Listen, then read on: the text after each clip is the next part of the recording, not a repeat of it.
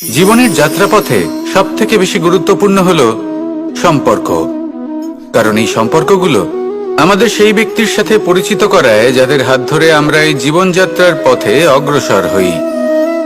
এবার এই সম্পর্কে আপনার কথাবার্তা, আপনার ব্যবহার, এটা অত্যন্ত গুরুত্বপূর্ণ। তাই প্রশ্ন হলো, যাদের সাথে আমাদের এই সম্পর্ক গড়ে উঠেছে তাদের প্রতি আমাদের আচরণ কেমন হওয়া উচিত, তাদের সাথে কেমন ভাবে কথা বলা উচিত। এর একটা বড়ই সহজ উত্তর আছে, দর্পণ। আপনি নিজেকে যেভাবে দর্পণে দেখেন সেভাবেই দর্পণের দিকে তাকান এবং কল্পনা করুন যে আপনার স্থানে সেই ব্যক্তি আছে আর সে আপনাকে দেখছে। এবার বুঝতে চেষ্টা করুন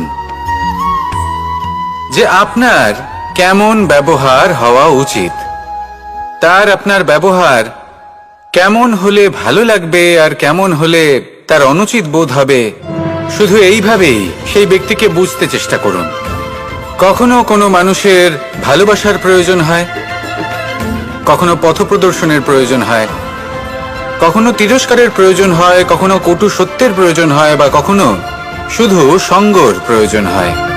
যদি দুজন ব্যক্তি এভাবেই একে অপরকে বুঝে অগ্রসর হন তাহলে এই সম্পর্ক আজীবন চলতেই থাকবে। আসুন আমার সাথে ভালোবেসে বলুন, রাধা রাধা।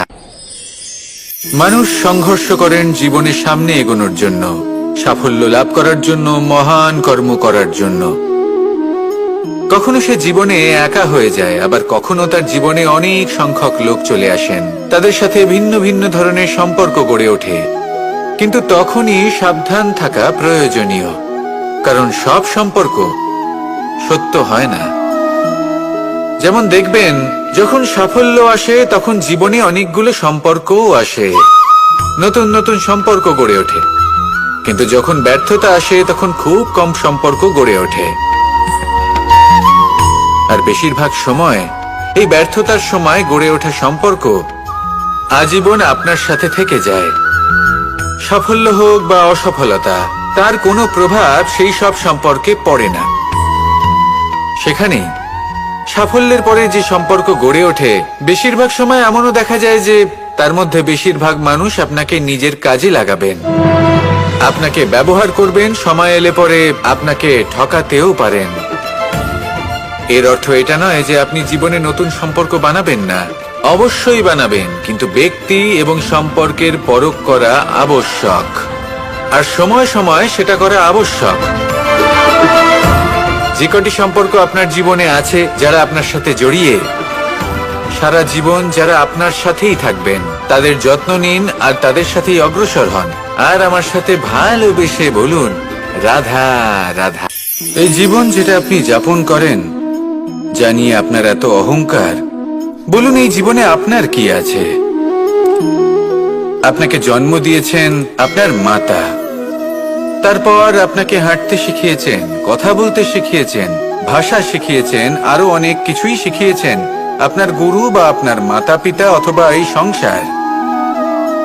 ব্যবসা, বাণিজ্য, এই সবকিছুর সাধন অন্য কেউ দিয়েছেন। ধন অর্জন করার সাধনও অন্য কেউ দিয়েছেন। ধনও অন্য কারোর থেকেই লাভ করা হয়েছে। সম্মানটাও অন্য কোনো ব্যক্তি আপনাকে দিয়েছেন। জন্মের পর প্রথম স্নানও অন্য কারোর হাতে করতে হয়েছে। মৃত্যুর পরেও অন্তিম স্নানটাও অন্য কেউ করাবে। তাহলে এই সংসারে আপনার নিজের কি আছে? জীবন। শুধু এটাই আছে যেটা আপনার নিজের। আর এই জীবনকে উচিতভাবে যাপন করুন, পূর্ণরূপে তার সদ্ব্যবহার করুন, আর শ্রেষ্ঠ থেকে শ্রেষ্ঠ কর্ম করুন। যদি সময় এলে পরে অন্য কেউ আপনাকে কিছু দেয়, আপনার যেটার প্রয়োজন ছিল, তাহলে সময় এলে আপনাকেও অন্যদের সব কিছুই দেওয়া উচিত। এই জীবনে যা কিছুই লাভ করেছেন তা উচিতভাবে ভালোবেসে উপভোগ করতে শিখুন, সবার মধ্যে ভাগ করে দিতে শিখুন। মনে রাখবেন, এই সংসারে এমন কিছুই নেই যা আপনার আর চিরকাল আপনার কাছেই থাকবে। আসুন আর আমার সাথে ভালোবেসে বলুন, রাধা রাধা। মানুষের জীবনে যখনই কোনো বিপদ আসে, মানুষ নিজের আশেপাশে দেখে, অন্য কাউকে খোঁজে, ভাবে কেউ এসে তাকে সাহায্য করবে। সে আশা করে যে কোনো ব্যক্তি এসে তার হাত ধরবে আর সেই বিপদ থেকে তাকে মুক্তি দেবে। কিন্তু প্রকৃতি আমাদের এই শিক্ষা দেয় না। কখনো কোনো পাখিকে দেখবেন, একটা পাখি যখনই কোনো ঝড় আসে কি করে? একটা ঝড় এসে তার বাসা ভেঙে দিয়ে যায়, তার বাসা নষ্ট করে দিয়ে যায়। সেই পাখি কিন্তু অপেক্ষা করে না যে কে তাকে এসে সাহায্য করবে। সে কখনো আশা করে না যে কেউ এসে তাকে আশ্রয় দেবে। সে নিজেই কর্ম করে, একটা একটা করে খড়কুটো সে আবার জড়ো করে আর নিজের বাসা পুনর্নির্মাণ করে। প্রকৃতি আমাদের এটাই শেখায় যে আমরা নিজেরাই প্রত্যেকটা সমস্যার সম্মুখীন হতে পারি।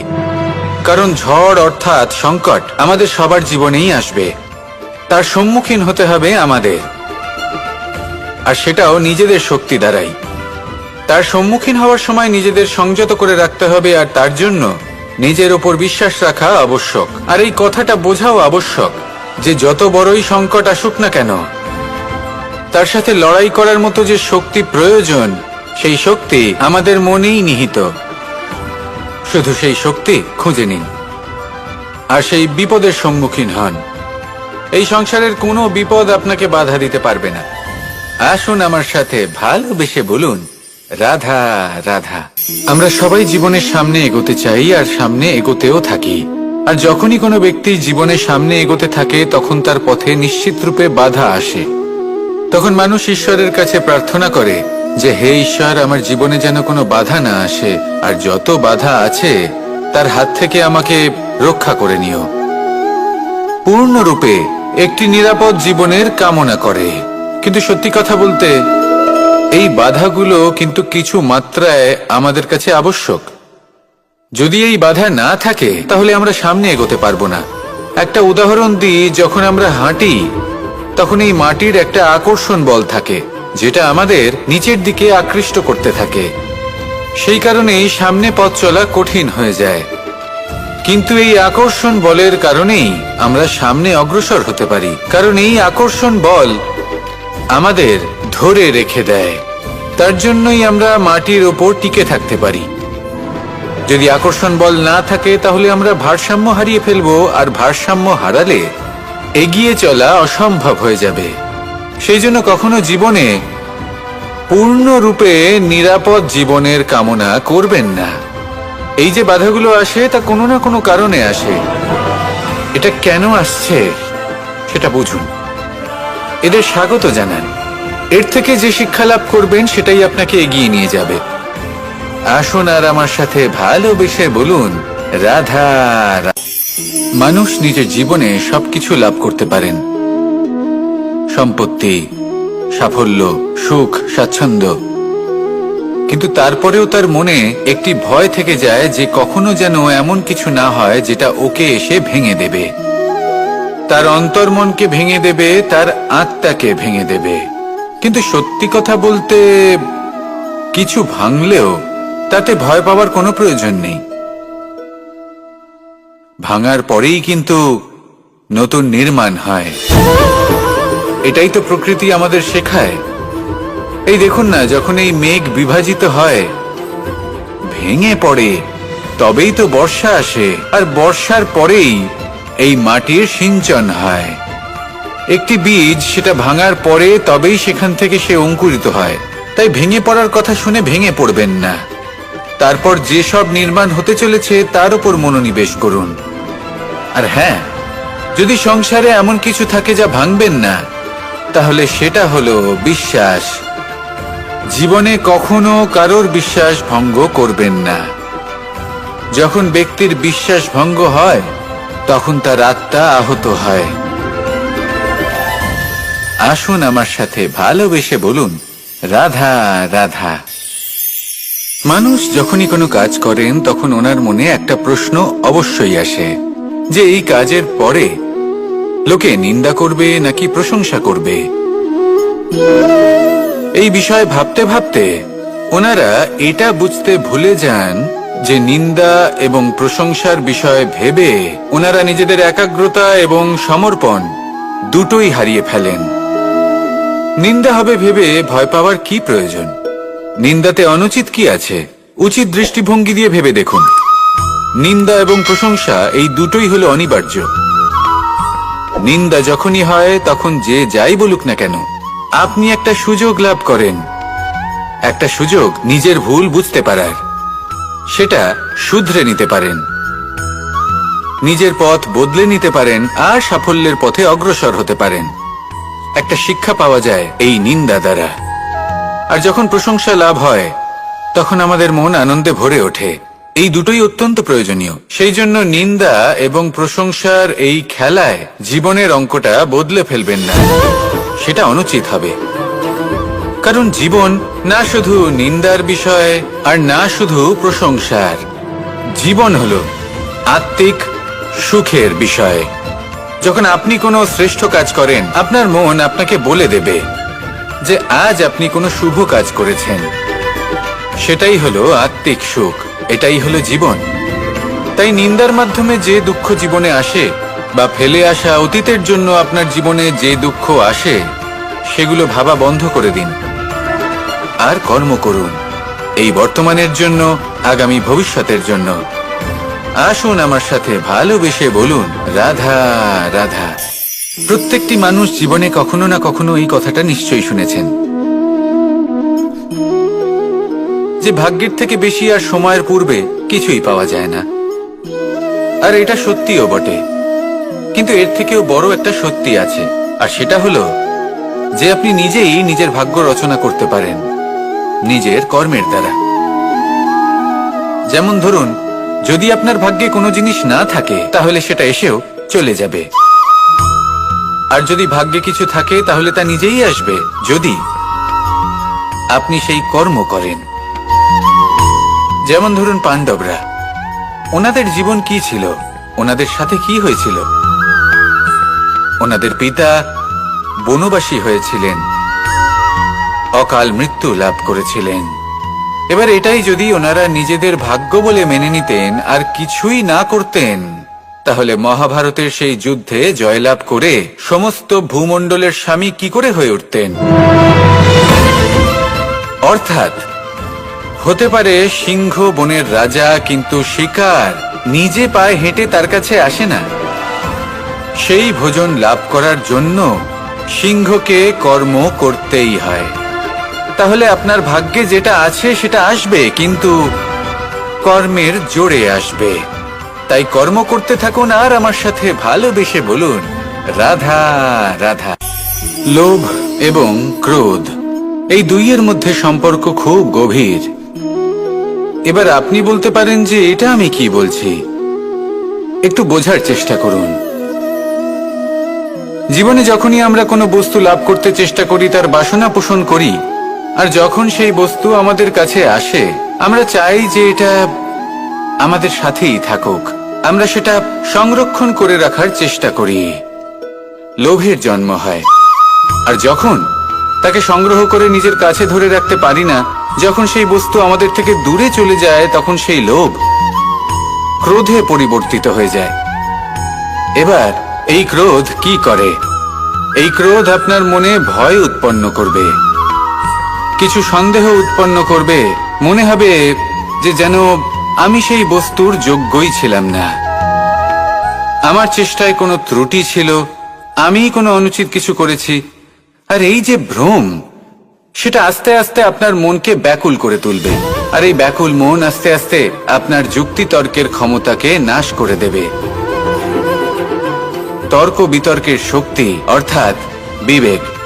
আর যখন আপনি নিজের বিবেক হারাবেন, তখন এমন মনে হবে যেন আপনি নিজের জীবন নষ্ট করেছেন। এর অর্থ এটা নয় যে জীবনে কামনা করবেন না, ইচ্ছে পোষণ করবেন না। অবশ্যই ইচ্ছে পোষণ করুন, আর যা কিছু লাভ করতে চান তা অর্জন করুন, কিন্তু তার প্রতি মনে লোভ জন্মাতে দেবেন না, সেটা অনুচিত ব্যাপার। একবার যদি লোভ জাগ্রত হয়, তাহলে সেটা আপনাকে আপনার পতনের দিকে নিয়ে যাবে। তাহলে লোভকে নিজের থেকে দূরে রাখুন, ক্রোধও আপনার থেকে দূরে থাকবে। আসুন আমার সাথে ভালোবেসে বলুন রাধা রাধা। দেখুন, এটা তো সবাই করে থাকেন, ধনের কামনা করা, ধন অর্জন করা, ঈশ্বরকে ধন্যবাদ জানানো সবাই করেন, কিন্তু ফল সবাই পান না। কারণ বেশিরভাগ মানুষই পেছনে ফিরে তাকিয়ে এটা ভাবেন যে আমরা তো জীবনটা যাপনই করলাম না। এই জীবনে সবকিছু আছে, সম্পত্তি আছে, স্বাচ্ছন্দ্য আছে, সাফল্য আছে, শুধু সুখ আর শান্তি নেই। এবার এরকমটা কেন হয়? এর পেছনে কারণটা কি? কারণ হলো এটাই যে জীবনে বাঁচার যে বিধি আপনি নির্বাচন করেছেন তা কিছুটা অনুচিত। জীবনে কিভাবে বাঁচা উচিত, জীবনযাপন কিছুটা রীতি মেনে করা উচিত। অর্থাৎ সবাইকে ভালোবাসুন, কারোর সাথে ছলনা করবেন না, সম্পর্ক গড়ে তুলুন, তা পালন করুন। যদি ধন অর্জন করতে চান তাহলে নীতি মেনে করুন, ভেবেচিন্তে পরিকল্পনা করে। আবার বলবো, কারোর সাথে কোনো ছলনা নয়, কোনো অনুচিত কর্ম করবেন না ধন অর্জন করার জন্য। আর যদি ঈশ্বরকে ধন্যবাদ জানাতে চান তাহলে প্রীতি দ্বারা করুন। আর যে ব্যক্তি রীতি, নীতি আর প্রীতি এই তিনটি ভাব বুঝে উঠতে পারে এবং তা আত্মসাৎ করে নিতে পারে, তার অতীত, ভবিষ্যৎ এবং বর্তমানকাল সবকিছু সংযত হয়। আপনি কিভাবে জীবনযাপন করতে চান, কিভাবে ধন অর্জন করতে চান, ঈশ্বরকে ধন্যবাদ জানাতে চান, নির্বাচন আপনার। আসুন আমার সাথে ভালোবেসে বলুন, রাধা রাধা। ভয় হলো মানুষের জীবনে এমন একটি আবেগ যেটা না থাকলেও মঙ্গল, আর থাকাটাও প্রয়োজনীয়। এই ভয় মাঝে মাঝে মানুষকে কোনো কর্ম করা থেকে বাধা দেয়, আবার কখনো মানুষকে এই ভয়ই কোনো কর্ম করতে প্রেরণা প্রদান করে। এবার যেমন মৃত্যুর পর আমরা স্বর্গ লাভ করব নাকি নরক বাস করব, সেই বিচারটা ভয় হিসেবে মানুষের মনে ঘর করতে থাকে। আর এই ভয়ের বিষয়ে মানুষ এতটাই ভাবে যে নিজের জীবনের লক্ষ্য, উদ্দেশ্য, রীতি এই সব কিছুর বিষয়ে ভুলে যায়। দেখতে গেলে মৃত্যুর পরে কি হবে সেটা আমাদের মধ্যে কেউ জানে না, সেটা তো মৃত্যুর পরেই আমরা জানতে পারবো। কিন্তু এই মৃত্যু পর্যন্ত নিজের জীবনের সারথি হলেন আপনি নিজেই, তাই না? আপনি চাইলে এই জীবনকে স্বর্গও করতে পারেন, আবার নরকেও পরিণত করতে পারেন। নির্ভর করছে আপনার কর্মের ওপর আর আপনার আপনজনের ওপর। আপনি যাদের আপন বলে মনে করেন, অনেক সময় যাদের আপনি বন্ধু বলে মনে করেন, কথায় আছে যে প্রকৃত বন্ধুর মধ্যে ঈশ্বর বসবাস করেন। এই বন্ধু আপনাকে হয় পথ থেকে সরিয়ে দেবে বা উচিত পথে নিয়ে আসবে। এরাই আপনার জীবনকে স্বর্গ করে তুলতে পারে বা আপনাকে নরক পথেও টেনে নিয়ে যেতে পারে। তাই জীবনে নিজের কর্মের বিষয়ে আর নিজের সঙ্গের বিষয়ে ভাবুন, সতর্ক হয়ে এগোন, আর আমার সাথে ভালোবেসে বলুন, রাধা রাধা। আমরা সবাই প্রত্যেকদিন পরিশ্রম করি, কিন্তু আমাদের মনে কখনো না কখনো এই প্রশ্ন অবশ্যই আসে যে সবসময় জীবনে অগ্রসর হওয়ার জন্য সেই পথেই কি চলা উচিত যেটা পূর্ণরূপে সুরক্ষিত, নাকি এমন পথেও চলা উচিত যে পথে একটু সংকটও আসতে পারে। এবার আমি আপনাদের বলবো যে বিকাশ কিভাবে হয়। ছোট্ট একটা উদাহরণ দিই বিকাশের। আমরা ছোটবেলায় কিভাবে হাঁটতে শিখি। যখন আমরা শিশু অবস্থায় থাকি তখন আমরা একটি পা মাটিতে রাখি, দ্বিতীয় পাটি আমরা শূন্যে উত্তোলিত করি, তারপর সেই পা আমরা আবার মাটিতে রাখি আর তার উপর ভিত্তি করে আমরা আবার অন্য পাটা ফেলি। ঠিক এভাবেই আমরা হাঁটতে শিখে যাই। এবার এক্ষেত্রেও আমরা ছোট্ট একটা ঝুঁকি নিই, আর সেটা হলো যে আমরা পাটি শূন্যে উত্তোলিত করেছি। এতে বিপদ হলো এটাই যে আমরা ভুল করে নিজের ভারসাম্য হারাতে পারি, পড়ে যেতে পারি। অনেকবার পড়েও যাই, কিন্তু তারপরে কি হয়, আমরা আবার উঠে দাঁড়াই আর চলতে শুরু করে দিই, আর ঠিক এভাবেই আমরা হাঁটতে শিখে যাই। এমন জীবনেও হয়। জীবনেও এইভাবেই কর্ম করতে থাকুন। এমন কিছু কর্ম করলেন যার ফলে বিপদ আসতেই পারে, পরাজয় হতেই পারে, কিন্তু সেটা পার করলেই বিকাশ সম্ভব। তাই কর্ম করতে থাকুন আর আমার সাথে ভালোবেসে বলুন, রাধা রাধা। কখনো কখনো আমরা অনেক কিছু ভাবি, তারপর দুঃখী হয়ে যাই যে এত কিছু ভাবা সত্ত্বেও আমরা যে কর্ম করতে চেয়েছিলাম সেটা করতেই পারলাম না। যে লক্ষ্যটা আমরা লাভ করতে চাইছিলাম সেটা করতেই পারলাম না। আমরা সংসারের সামনে এটা ঘোষণা করে ফেলি, কথা দিয়ে ফেলি যে এই কর্ম আমি করে দেখাবো, এই সাফল্য আমি প্রাপ্ত করেই ছাড়ব, কিন্তু করতেই পারি না। তার কারণটা কি? চেতনা, আমাদের একাগ্রতা। আমরা একাগ্র হয়ে পড়ি এই সংসারকে কিছু প্রমাণ করে দেখানোর জন্য, যেখানে আমাদের একাগ্রচিত্ত হওয়া উচিত নিজেদের কর্মের ওপর। কোনো বস্তু বা কোনো সাফল্যের কামনা করা, তার জন্য পরিকল্পনা করা, তার জন্য কর্ম করা আর তা প্রাপ্ত করা, এটা আমাদের কর্তব্য। আর আমাদের মনোযোগ শুধু সেদিকেই কেন্দ্রীভূত হওয়া প্রয়োজনীয়। এই সংসারকে বলার কোনো প্রয়োজন নেই। একবার যদি আপনি কর্ম করে দেখান তাহলে সংসার এমনিও দেখতে পাবে। সেই জন্য প্রতিশ্রুতি দেবার পরিবর্তে দৃঢ় সংকল্প করে অগ্রসর হতে থাকুন। শুধু ভাবার বদলে কর্ম করতে শিখুন, আর বলার পরিবর্তে সেটা করে দেখাতে শিখুন। একবার সাফল্য লাভ করুন, তারপর এই সংসারকে বলবেন যে এটা আমি ভেবেছিলাম আর সেটাই আমি করে দেখিয়েছি। কর্ম করুন, আর আসুন আমার সাথে ভালোবেসে বলুন, রাধা রাধা।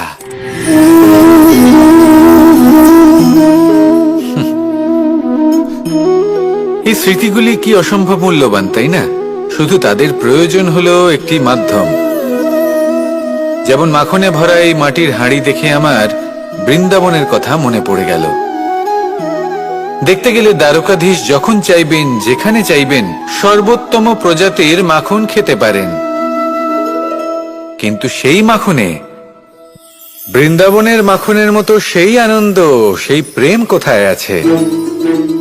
বৃন্দাবনে গোপীদের হাঁড়ি ভেঙে মাখন খাওয়া, বাড়িতে লুকিয়ে চুরিয়ে ঢোকা, পরিশ্রম করা, চুরি করে হাঁড়ি ভেঙে মাখন খাওয়া, তার মধ্যে যে আনন্দ ছিল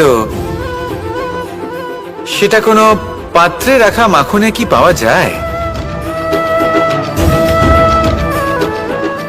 মায়ের বকা খাওয়া, মায়ের প্রেম অনুভব করা, ওনার হাত থেকে মাখন খাওয়া, যমুনার তটে বসে গোপীদের সাথে হাসি ঠাট্টা করা, রাধাকে উত্ত্যক্ত করা, বৃন্দাবনের স্মৃতিগুলি হলো অমূল্য। যখনই সেগুলো স্মরণ করি তখন এই মন প্রফুল্ল হয়ে ওঠে। কিন্তু আপাতত আমি এই মাখনটা খেয়ে তৃপ্তি লাভ করব। আপনিও আপনার জীবনে সেই অমূল্য অদ্ভুত মুহূর্তগুলোকে স্মরণ করুন এবং আনন্দিত থাকুন। আমার সাথে ভালোবেসে বলুন, রাধা রাধা। কখনো কখনো আমাদের নিজেদের ভাবনা চিন্তাই জীবনের পথে অগ্রসর হতে বাধা দেয়। আমাদের চিন্তা ভাবনা আমাদের সীমাবদ্ধ করে দেয়। আমরা প্রত্যেক দিন পরিশ্রম করি, কিছু দেখি, কিছু লাভ করি, কোনো একটা স্থানে পৌঁছই, আর একটা সময় পরে মনে কেমন যেন একটা ভাবনা উৎপন্ন হয় যে আর কত দেখব, এত কিছু তো দেখে নিলাম, এত কিছু তো লাভ করলাম, এত সাফল্য অর্জন করলাম, আর কত লাভ করব। আর সেখানে আমরা থেমে যাই। এটা হয় আমাদের ভাবনার সীমাবদ্ধতার জন্য। কিন্তু যদি জীবনের কথা বলি, জীবন যদি আপনাকে সেই স্থানে পৌঁছে দেয়, তাহলে তার পরবর্তী পথটাও জীবন আপনাকে নিশ্চিত রূপেই দেখাবে। প্রয়োজনটা হলো সেই পথটা দেখার এবং সেই পথে অগ্রসর হওয়ার। আর যেটা আমাদের জীবনযাত্রার সাথে হয় সেটা জীবনের সাথে এবং আত্মার সাথেও হয়ে থাকে। আমরা জীবনে প্রগতি লাভ করি, বিকাশ লাভ করি, কিন্তু একটা সময় পরে আমরা থেমে যাই। আমাদের সেটাই করলে চলবে না। এই জীবনযাত্রা, প্রগতি, বিকাশ, এই সব কিছুর সমাপ্তি তখনই সম্ভব যখন জীবন সমাপ্ত হবে। তাই নিজেকে বাধা দেবেন না, নিজের জীবনের উদ্দেশ্যকে সীমিত করবেন না। সামনে অগ্রসর হতে থাকুন আর আমার সাথে ভালোবেসে বলুন, রাধা রাধা। আজ আপনাকে আমি একটা কাহিনী শোনাবো। রাধার সখী ললিতা একদিন প্রসাধন করছিল। ও দর্পণে নিজেকে দেখল, আর তখন ওর প্রসাধন ওর ভালো লাগলো না। ও বারংবার নিজের প্রসাধন বদলাতে থাকলো আর দর্পণের দিকে তাকালো। কখনো ফুল বদলালো, কখনো বস্ত্র বদলালো, কখনো আভূষণ বদলালো। কিন্তু কিছুতেই নিজের প্রসাধন ওর ভালো লাগলো না। ওর মনে হতে লাগলো যেন ওর রূপ ওকে ত্যাগ করেছে। ও এই কথা রাধাকে বলল। রাধা ওই দর্পণের দিকে তাকালো, একটা বস্ত্র নিল আর সেই দর্পণকে স্বচ্ছ করে তুলল। তারপর ললিতা ওই দর্পণের দিকে তাকালো আর ও নিজের উদ্ভাসিত রূপ দেখতে পেল, নিজের সৌন্দর্য দেখতে পেল। তাৎপর্য মালিন্য দর্পণে ছিল, তার রূপে নয়। ঠিক সেইভাবেই এই দর্পণের মতোই হলো আমাদের মন। যদি এতে মালিন্য থাকে তাহলে এই সংসারের সবকিছুই মলিন বলে মনে হবে। আপনি যদি এই সংসারের সৌন্দর্য দেখতে চান, এই সংসারে শুভ কি সেটা জানতে চান, তাহলে নিজের মনকে স্বচ্ছ করে তুলুন। আসুন আমার সাথে ভালোবেসে বলুন, রাধা রাধা। এটা কোনো এক সময়ের ঘটনা। মাটির নিচে ছিল জল, আর মাটির ওপর ছিল একটা বৃক্ষ, আর সেই বৃক্ষে ছিল একটা পাতা যা আকাশকে স্পর্শ করত। যখনই কোনো ব্যক্তি আসতেন, সেই পাতাকে দেখে তার প্রশংসা করতেন। তাই বলে আকাশে সোনার মেঘ কত ছবি আঁকে, আপনার নাম কভু লিখে নাহি রাখে। অর্থাৎ প্রতিনিধি ওই বৃক্ষের পাতাকেই মনে করা হতো, সব প্রশংসা ওই পাতাকেই করা হতো। যেখানে চোখের আড়ালে থাকা সেই জল মাটির নিচে থেকে নিঃস্বার্থভাবে নিজের কাজ করে যেত, সেই বৃক্ষকে শক্তি প্রদান করত। কয়েকদিন পরে সেই পাতার অহংকার হতে শুরু করলো। সে ভাবতে শুরু করলো যে আমি হলাম এই জলের অস্তিত্ব, আমি আছি সেই কারণেই এই জলের কথা স্মরণ করা হয়। আর কিছুদিন পরে সেই বৃক্ষ সেই জল শোষণ করা বন্ধ করে দিল, এবং সর্বপ্রথম মৃত্যু হলো সেই পাতার। সেই পাতা যা আকাশকে স্পর্শ করছিল তা ঝরে মাটিতে পড়ে গেল, আর প্রত্যেক ব্যক্তি তার ওপর দিয়ে হেঁটে চলে যেত, তাকে দেখে আর কেউ প্রশংসা করত না। সেই জন্য জীবনে কখনো অহংকার করবেন না, বিশেষ করে তাদের কখনো অহংকার প্রদর্শন করবেন না যাদের কারণে আপনি সাফল্য লাভ করেছেন, যারা আপনার জীবনের আধার। চিরকাল তাদের প্রতি কৃতজ্ঞ থাকুন, তাদের সাথে সম্পর্ক বজায় রাখুন, তাদের সাহায্য করুন, আর আমার সাথে ভালোবেসে বলুন, রাধা রাধা। পরম শক্তি প্রকৃতি, এ হলো এই সংসারে সব থেকে বেশি শক্তিশালী। এই প্রকৃতির সামনে কারোর কোনো অস্তিত্ব নেই। এই প্রকৃতি আমাদের জীবন যাপনের জন্য অসংখ্য সম্পদ প্রদান করেছেন, আর তার সাথে এই বিষয়টার দিকেও বিশেষ যত্নবান হয়েছেন যে আমরা যেন এর মোহজালে ফেঁসে না যাই। যেমন পেট ভরানোর জন্য চাল ডাল প্রদান করেছেন, তার সাথেই সেই চাল ডালের মধ্যে কীটের উপস্থিতি রেখেছেন, যাতে সেই চাল ডাল সময়ের সাথে সাথে খারাপ হয়ে যায়। উচিত সময় যদি গ্রহণ না করেন তাহলে সমস্ত সবজি নষ্ট হয়ে যাবে। যেমন আমাদের এই মনুষ্য শরীর, তা সে যতই সুন্দর হোক না কেন, মৃত্যুর পরে এই শরীরে পচন ধরে, যাতে এই শরীর থেকে দুর্গন্ধ বেরোয়। এমনটা প্রকৃতি কেন করেছে? যাতে আমরা যত শীঘ্র সম্ভব সেই দেহের অন্ত্যেষ্টিক্রিয়া করতে পারি, তাকে বিদায় জানাতে পারি, আর তাকে পঞ্চমহাভূতে বিলীন হতে দিতে পারি। প্রকৃতি যেটা করছে সেটা অনুচিত নয়। প্রকৃতি এই কারণে এমন করে যাতে আমরা কর্মবন্ধনে আবদ্ধ থাকি, মোহর বন্ধনে নয়। যেমন ধরুন এই শস্য, ধরুন আপনি চেষ্টা করছেন এই শস্য পেতে, এবং আপনার জীবনে সেই শস্য আপনি লাভ করছেন অত্যাধিক মাত্রায়, তাহলে তা ভোগ করুন, আর বাকি শস্যটা সবার মধ্যে ভাগ করে দিন, যাতে অন্যেরও পেট ভরে তাতে। যদি আপনি সাফল্য লাভ করেন, শ্রেষ্ঠ কর্ম করেন, শ্রেষ্ঠ ব্যক্তি হয়ে ওঠেন, তাহলে কখনো অহংকার করবেন না, অহংকারী হয়ে উঠবেন না। সেই সাফল্য, সেই শ্রেষ্ঠত্বর সদ্ব্যবহার করুন অন্য কারোর জীবন প্রকাশময় করার জন্য। তবেই আপনার সেই সাফল্য, আপনার শ্রেষ্ঠত্ব জীবনে আরো ঊর্ধ্বমুখী হবে। সবার শেষে আমরা সবাই পঞ্চমহাভূতে বিলীন হয়ে যেতে চলেছি। উচিতভাবে এই জীবনের সদ্ব্যবহার করুন, কর্মের সাথে জড়িত থাকুন, এই প্রকৃতির পথপ্রদর্শন মানতে থাকুন, আর আমার সাথে ভালোবেসে বলুন, রাধা রাধা। এই ফুল কি সুন্দর হয়, তাই না? মন মোহিত করে দেবার মতো রং, সুগন্ধ, আর এতটাই কোমল হয় যে খুব সহজেই আপনি একে পিষে দিতে পারেন। এই ফুল আপনাকে কিছুই বলবে না, প্রতিবাদও করবে না, আপনাকে আঘাতও করবে না, আপনি কোনো চিৎকার শুনতে পাবেন না। শুধু যাবার সময় আপনার হাতে মধুর একটা সুবাস রেখে যাবে। কিন্তু এই কাজটা আপনি কাঁটার সাথে করতে পারবেন না। কাঁটা আপনাকে অত্যন্ত যন্ত্রণা দেবে, সেটা আপনিও জানেন। এবার এই ফুল আর কাঁটার মধ্যে যে পার্থক্য, সেটাই হলো পার্থক্য সজ্জন এবং দুর্জনদের মধ্যে। কখনো কখনো আমাদের জীবনে এমন কিছু ব্যক্তি আসেন যারা অত্যন্ত কোমল, তাদের আমরা দমন করে বসি, আর বেশিরভাগ সময় তারাই আমাদের সবথেকে বড় শুভাকাঙ্ক্ষী হন। তারা চাইলে বিরোধিতা করতেই পারেন, চাইলে আমাদের উপর প্রহার করতেই পারেন, কিন্তু তা করেন না।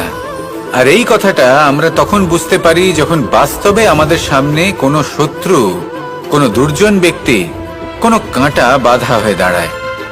তাই জীবনে কোনো ব্যক্তি যদি নীরব থাকে, কোমল হয়, তাকে দমন করবেন না। হতে পারে সেই ব্যক্তি আপনার জীবনের সবথেকে বড় পুঁজি হয়ে ওঠেন। আসুন আমার সাথে ভালোবেসে বলুন, রাধা রাধা। এই সংসারে এক, এই সংখ্যাটি অত্যন্ত শক্তিশালী। আপনি জীবন যাপন করেন একবার, জন্মগ্রহণ হয় একবার, মৃত্যু আপনি একবারই লাভ করেন। এই এক সংখ্যাটি অত্যন্ত গুরুত্বপূর্ণ। যদি আপনি এককে একের বিরুদ্ধে করে দেন, তাহলে সেটা হলো রাজনীতি। মানুষ সেখানে ষড়যন্ত্র করতে শিখে যায়। আর যদি আপনি এককে একের সাথে মিলিত হতে না দেন, তাহলে সেটা কূটনীতি হয়ে দাঁড়ায়, মানুষ সেখানে ছলনা করতে শিখে যায়। এবার যদি আপনি এককে একের সাথে মিলিত করে দুই করে দেন, তাহলে সেটা গণনীতি হয়ে দাঁড়ায়। মানুষ সংগ্রহ করতে শেখে, লাভ করতে শেখে। আর যদি আপনি এক এবং এক মিলিয়ে শূন্য করে দেন, তাহলে তাকে আধ্যাত্ম বলা হয়, যেখানে আমরা নিজেকে ঈশ্বরের কাছে পূর্ণরূপে সমর্পণ করে দিই। আর যদি আপনারা এক আর এক, এই দুইকে মিলিয়েও একই থাকতে পারেন, তাহলে তাকে প্রেম নীতি বলা হয়। যেমন আমি আর রাধা, না আমরা শূন্য আর না আমরা দুজন ভিন্ন, দুজন ভিন্ন হয়েও আমরা অভিন্ন। এর দ্বারা জীবনের অর্থ বুঝতে পারা যায়। তাই এই অর্থ বুঝতে শিখুন। এই মন প্রসন্ন হয়ে বলবে, রাধা রাধা।